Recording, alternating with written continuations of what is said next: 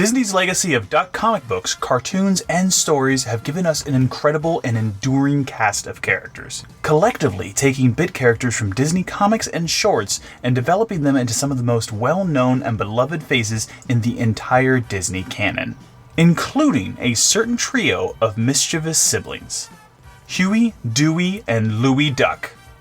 But what if these boys weren't brothers? This is the day of the only child.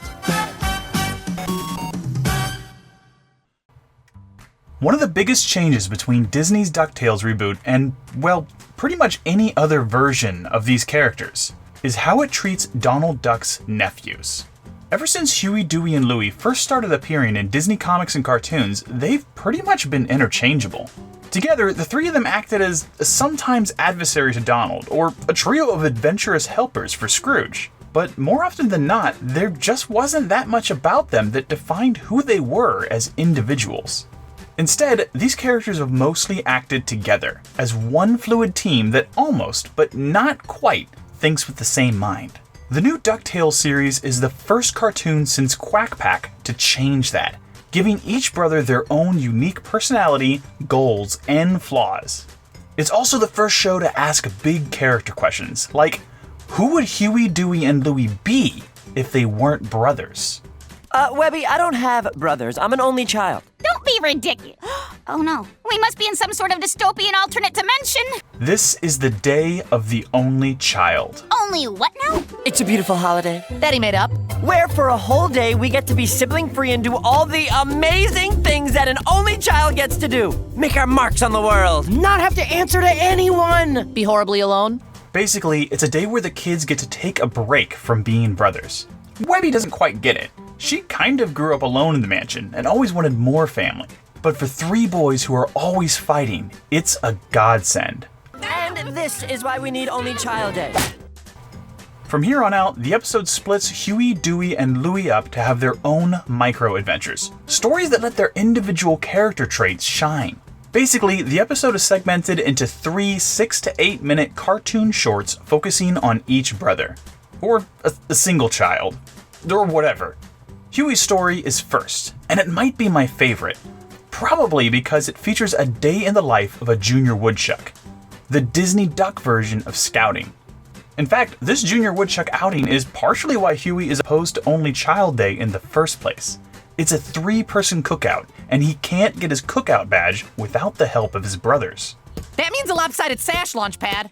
A lopsided sash! While Huey's trying to convince Launchpad that he can earn a 3-person badge on his own, the Beagle Boys show up and start plotting to kidnap him. Big time. We're starting to think you have an unhealthy obsession with kidnapping. We're here if you want to talk about it. This setup could easily have dissolved into a series of gags of the Beagle Boys being outsmarted by Junior Woodchuck Huey. But instead, the episode takes it in a completely different direction, having Bouncer and Burger Beagle join the Junior Woodchucks. This is great because it lets them step away from being pure villains. They're on Huey's team, and even though he knows that they're the Beagle Boys, he has an incentive to see them succeed as scouts, because that's what will get him his badge. So when Huey sees them trying to set up traps to catch him, he stops them and shows them how they could be making those traps better. He teaches them the skills they would be learning if they really were on a Junior Woodchuck camping trip as regular kids, and he treats them as equals. This kind of treatment makes the Beagles reconsider their loyalty to Big Time. But that's not what I like about it. I just like this sequence because it's a good, idealistic portrayal of what a good scout is supposed to be. And Huey is nothing if not a good scout. Louie, on the other hand, is not a very good scout. His adventure is a bit more, well, Louie. I just want to use a rich kid for his infinity pool! For Only Child Day, Louie wants to present himself as the sole heir to the Scrooge McDuck fortune in a bid to get the attention of the richest, most elite, most spoiled kid in town. Which will of course get him access to a wonderland of childish rich kid dreams come true. It's like he gets whatever he wants! No one says no to Master Doofus. No one. And yes, you heard that right, Doofus. If you ever watched the original 1987 DuckTales, you might know that name as belonging to one of Huey, Dewey, and Louie's friends, fellow Junior Woodchuck Doofus Drake. This version of Doofus is, different. He's spoiled beyond belief, ridiculously rich, and alarmingly creepy. For most of the episode, he's unnaturally placid and calm, almost silently and humorlessly giving Louie a tour of his home. But under that calm skin is a time bomb that can be set off at a moment's notice.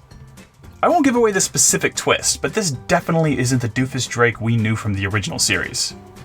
And for how big those changes are, well, it's a little weird to see Doofus turned into an adversary of sorts.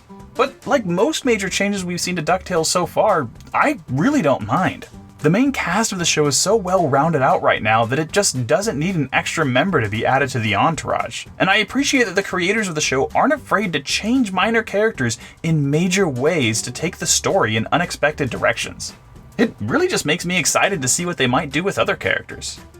As for the sequence itself, it's very Louie. A poorly thought out excursion that leaves him wanting for the planning of his older and more organized brother.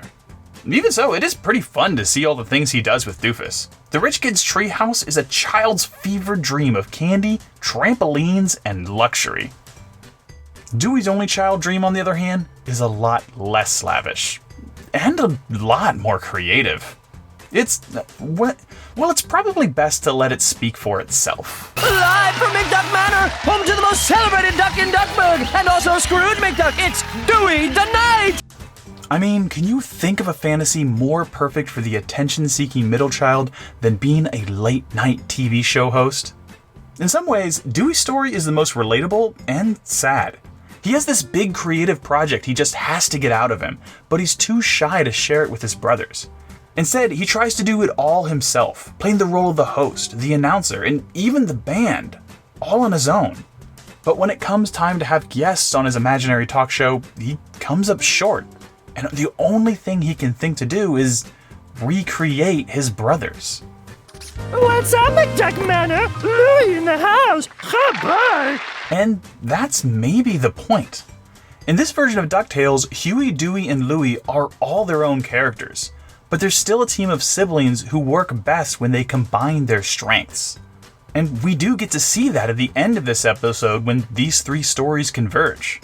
Even so, this probably isn't one of my favorite episodes. I like seeing each of the triplets split off and do their own thing for a while, and there's a lot of good jokes along the way, but I don't think this is going to be on the top of my rewatch list. That said, I did really appreciate how it focused in on how twins and triplets can often get treated as one entity, and the struggle that those kind of kids feel sometimes to be seen as their own person. It's something the original DuckTales tried to do once too, when Dewey decided to dress like this. What do you think? Speechless, huh? Nobody'll ever mistake me for one of you guys. Thank goodness. I'm gonna go ahead and call it. DuckTales 2017 handled this story better. That's it for today. If you want to see more cartoon ramblings, don't forget to like, share, and subscribe and all that stuff. And hey, if you don't, there are some other videos on my channel here that you might want to click on. Either way, thanks for watching as always, and take it easy, Internet.